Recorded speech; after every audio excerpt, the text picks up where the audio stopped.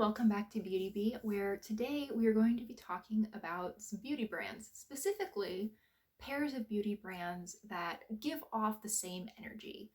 These are brands that I feel have very similar vibes, and honestly, sometimes I kind of confuse the two. There's one in particular on this list that I think I've made the mistake of, as I'm doing a tutorial or get ready with me, naming one brand while using the other's products more than once. I would love to know your opinions on these pairings, as well as any other brands that you think give off the same energy down in the comments. If you like this style of video, I hope you will consider liking and subscribing, and this means that I don't have to ask at the end. So with that, let's get into it. The first pairing that we have to talk about is actually the one that I alluded to in the introduction, the one that I've made the mistake multiple times of saying that I'm using in this case, the Balm product, I think, while saying that it is from Benefit. I'm sure I've also done it the other way around. Both of these brands have this very playful take on vintage that they try to push. A lot of their products are very themed. With the Balm, you get a slightly different era. The Balm tends to be 40s, 50s, maybe verging into early 60s, while Benefit is definitely looking late 60s to 70s. I believe that's actually the time frame in which Benefit was founded, so that makes a lot of sense. In addition to having this oldies aesthetic, they both really tend to push their greatest hits. I mean, how many times has the Balm included Mary Luminizer in various palettes, whether they're calling it Mary Luminizer or not? And how does that compare to the number of times that Benefit has put Dandelion and Dallas in palettes? They both have this very punny take on naming that I think also contributes to their very similar vibes. I mean, on the one hand, you have Professionals and Cabrows. On the other, you have Mary Luminizer and Antidotes and even Stevens. With a lot of the other brands that we're going to talk about today, I think that the pairing sort of runs together in my mind, partially because I haven't tried anything from them. I don't have much, if any, experience with the brands. With the Balm and Benefit, I have actually tried a few things from each brand, and I really like them. And you know what? I still can't keep them straight in my head. The next brand pairing we have to talk about are Loreal and Zoeva. Zoe, or Zoe Boyku, founded Zoeva, and Loreal was founded by Carol Shaw. If you've been in the beauty community for a while, I'm sure Tarte has told you 57,000 times that Loreal is Carol spelled backwards. While that is an interesting quirk of the two brands, it's not what caused me to make this comparison. I have always thought of both of these as very safe. They don't have anything that really interests me greatly, but they are items that when I see them on Nordstrom Rack or on sale at Kohl's or Ulta or something, these both kind of pique my interest because I think of them as being good quality.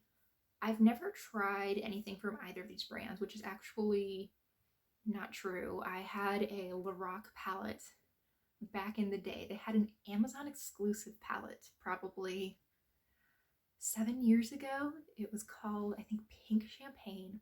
Anyway, I'll have a picture of it up. It wasn't very memorable, but I did use it, and the quality was fine.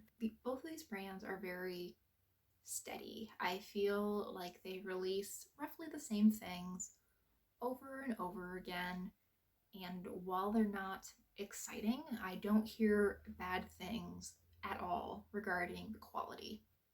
Loreal and Zoeva are also married in my mind, partially because they exist at this very similar price point. They both exist in the lower range of higher end makeup, while say Too Faced palettes are going in that $45 to $50 range. You'd be more likely to find a Zoeva or Loreal palette somewhere in the 30s. With Zoeva in particular, you might even be able to get down into the upper 20s. The next pairing we have is Estee Lauder and Lancome. To me, these feel in the absolute nicest way I could possibly mean this, like old lady makeup. Not in a pejorative or derogatory way, in a this is mature, this is sophisticated, this is for people who really have themselves figured out, are well established. AKA, not me. I mean, I'm wearing a Darth Vader shirt that definitely belonged to one of my younger brothers before it came to me. I'm not Estee Lauder and Lancome's customer. I aspire someday to be that level of figured out and put together, but we're not there yet. Much of my exposure to various beauty brands comes through YouTube and to a lesser extent Instagram, and these brands really aren't among YouTube's favorite, at least the sphere of beauty YouTube that I find myself in. While they aren't clear favorite brands among beauty YouTubers, there are certain products within each of their ranges that people have talked about for ages. For example, the Juicy Tubes from Lancome or Miss Your Big. And on the Estee Lauder side, definitely the thing that I've heard the most about for years and years is Double Wear. I remember hearing Emily Noel talk about that in like 2012, 2013, and it's been around for much longer than that. It's just an extremely well-established favorite that I still hear people going back to and comparing new releases against. Both of these brands are very well established, a little bit old school, and they make it work for them. I am not the customer for Estee Lauder and Lancome. Somehow, if we do a complete 180, I'm also not the customer for these next two brands. These are Sugar Rush by Tarte and Florence by Mills. It's the Millie Bobby Brown brand. I really think these are the same brand half the time. When one of their releases comes across my feed on Instagram, it's like, oh, those are separate. They're both very much aimed at this middle school audience. They're weirdly expensive for being aimed at middle schoolers. I can't imagine myself circa age 13 saving up the like $10 or $15 I would get paid to mow my grandparents' lawn in order to buy a palette that looks like a surfboard. Maybe that's just a function of changing times. Perhaps if I was 13 right now, I would be willing to save up my money for said surfboard palette. I don't know. It seems oddly expensive for how much pocket money I think most middle schoolers likely have. Both of these brands also offer quite a bit of skincare, and neither of these brands have all of their skincare aimed at anti-acne, which is interesting because I would think that most middle schoolers, that would be really the only concern.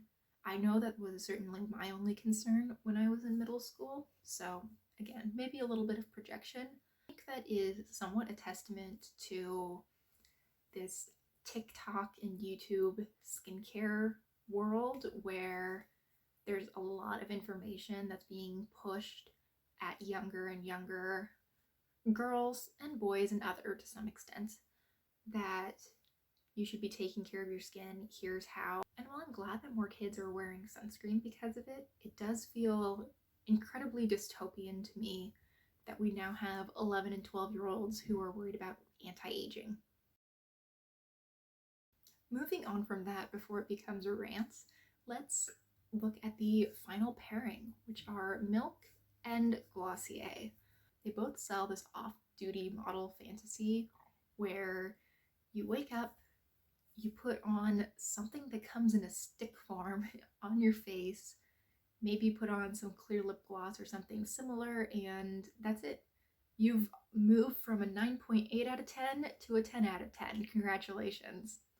And really, I think that's 90% of the reason why they give off such a similar vibe to me, is that they're both just too cool. I am not cool enough for them, and I have mostly accepted that.